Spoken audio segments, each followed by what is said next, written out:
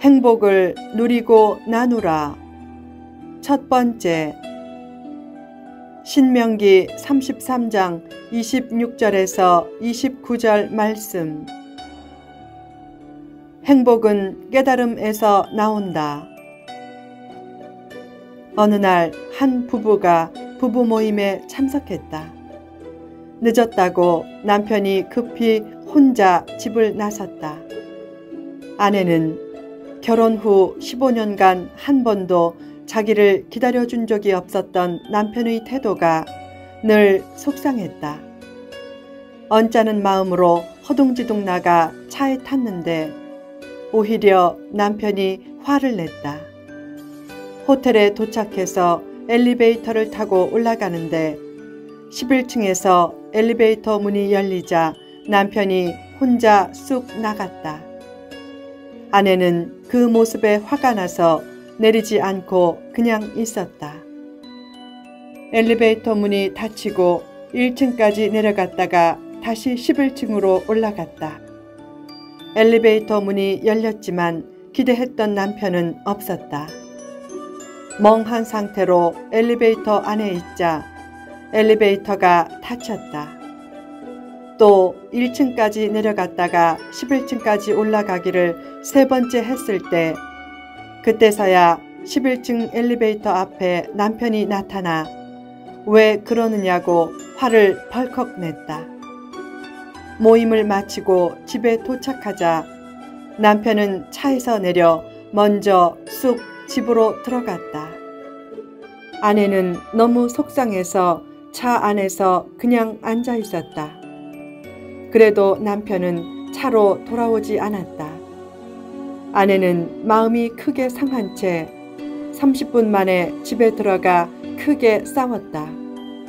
다음 날 둘은 이혼 법정에 섰고 결국 이혼했다. 싸움의 발단은 남편의 기다려주지 않는 태도였다. 아내는 그런 태도를 잘못으로 여겼고 남편은 아내의 지나친 반응을 잘못으로 여겼다. 그처럼 성격 차이와 관점 차이와 이해 부족으로 많은 가정과 공동체가 깨지고 있다. 예전에 한 사람이 어떤 문제를 설명하면 다른 사람이 그 문제를 맞히는 방송 프로그램이 있었다. 어느 날 한 할아버지가 천생연분이란 문제를 보고 설명했다. 당신과 나 사이의 관계를 뭐라고 하지? 할머니가 대답했다. 원수. 방청객들이 크게 웃자 할아버지가 짜증난 표정으로 다시 손짓하며 설명했다. 2글자 말고 4글자. 그때 할머니가 대답했다. 평생 원수. 사람마다 생각 차이로 오해가 종종 생긴다. 행복은 환경보다 생각에 좌우된다.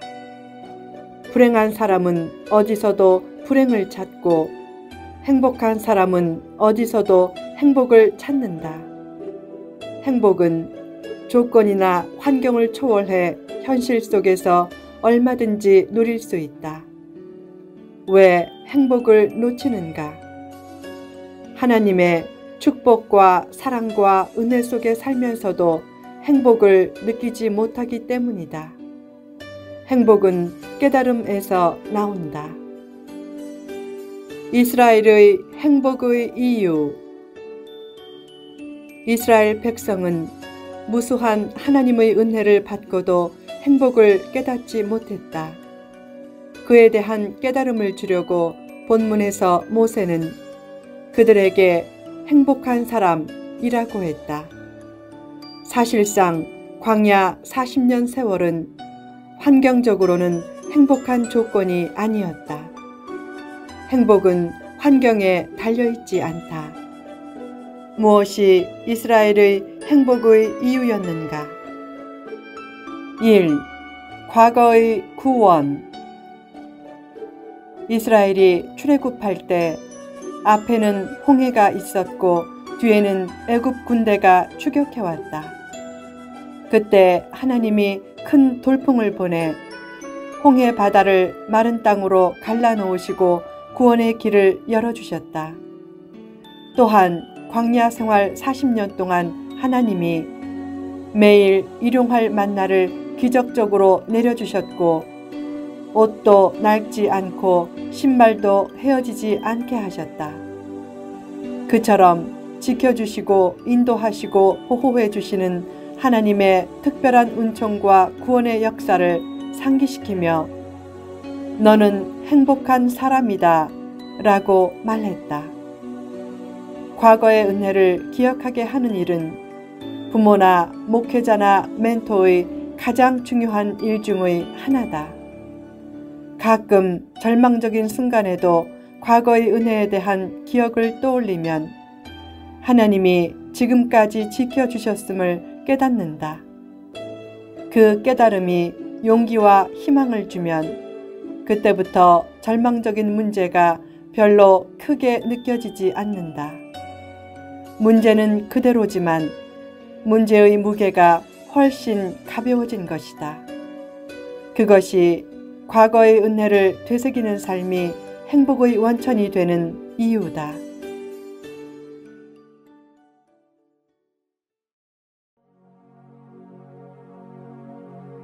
지금까지 하나님의 넘치는 은혜가 있었기에 수많은 문제와 절망을 극복할 수 있었다.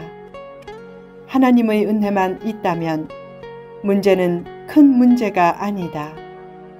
꿈과 비전이 장벽을 만나도 과거의 은혜를 기억하면서 너무 실망하지 말라.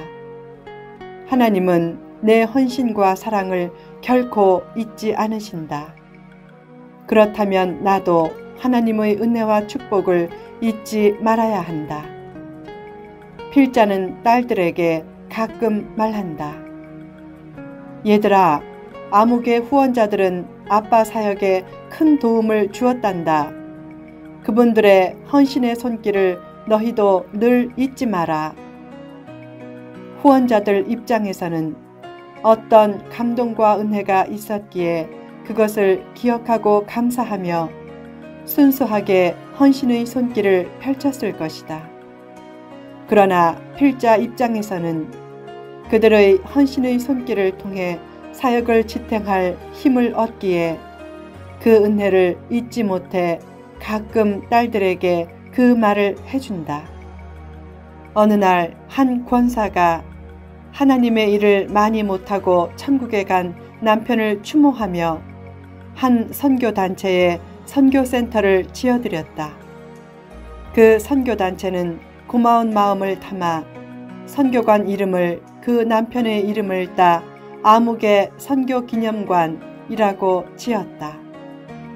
그렇게 이름을 기리는 것이 잘못은 아니다. 사도 바울도 자기 사역을 후원했던 루디아나 베베 등과 같은 신실한 헌신자들의 이름을 성경에까지 기록했다. 그 이름들은 2000년이 지난 지금까지 아름다운 이름의 대명사처럼 되었다. 월세기, 즉 월간 새벽기도는 무명의 헌신자가 사역의 기초를 놓았다. 앞으로 때가 되면 월세기 영업판도 또 다른 누군가의 헌신으로 시작될 것이다. 혹시 후원자의 이름이 높이 기려지지 않아도 하나님은 그 이름을 영원히 기억해 주실 것이다. 또한 그런 일에 부모가 헌신한 것을 자녀가 안다면 의식 있는 자녀는 이렇게 생각할 것이다. 부모님은 은혜를 아는 분이었구나. 내게 이런 좋은 기억을 남겨준 부모님이 자랑스럽다. 받은 은혜를 기억하게 하는 일은 자녀의 행복과 축복을 위해 부모가 해야 할 중요한 일이다. 누군가를 도울 수 있는 힘이 생기면 과거에 자신을 도와주었던 사람을 우선적으로 기억하고 갚으려고 한다. 사람도 받은 감동을 기억하고 어떻게든 되돌려 갚으려는데 하나님이 받으신 감동을 기억하고 어떻게든 되돌려 갚아주시지 않겠는가? 결국 과거의 은혜를 기억하는 삶은 새로운 은혜를 예비하는 삶이다. 2. 현재의 도움.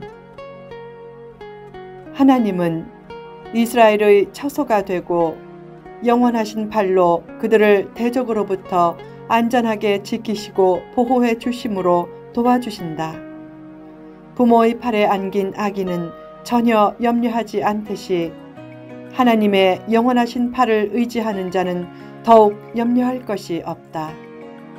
앞서서 대신 싸워주고 바른 길로 인도하고 일처리를 도와주는 영원하신 하나님의 팔 아래에 있다면 얼마나 든든한가.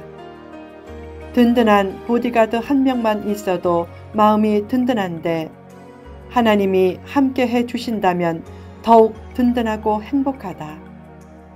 더 나아가 하나님의 도우심은 풍성한 축복과 번성의 은혜로 나타날 때가 많다. 영국의 청교도가 신앙의 자유를 찾아 신대륙으로 떠날 때 미 개척지인 북미보다 중남미 지역이 더 살기 좋았다. 그때 부둣가에는 살기 좋은 남미로 가는 배 에스더호와 미 개척지인 북미로 가는 배 메이플라워호가 있었다. 그때 편하게 살겠다고 남미로 갔던 사람은 신앙도 잃고 부도 잃었지만 북미로 갔던 사람은 처음에는 많은 희생을 해야 했지만 후에 세계 최대의 강대국을 이뤄냈다. 예수님을 믿으면 구원도 받지만 풍성한 삶의 축복도 약속되었다. 눈앞의 이익만 생각하지 말고 창조적 소수의 길을 선택하라. 행복과 축복은 믿음이 없이 환경이 바뀔 때 주어지기보다 믿음 안에서 환경을 극복할 때 주어진다.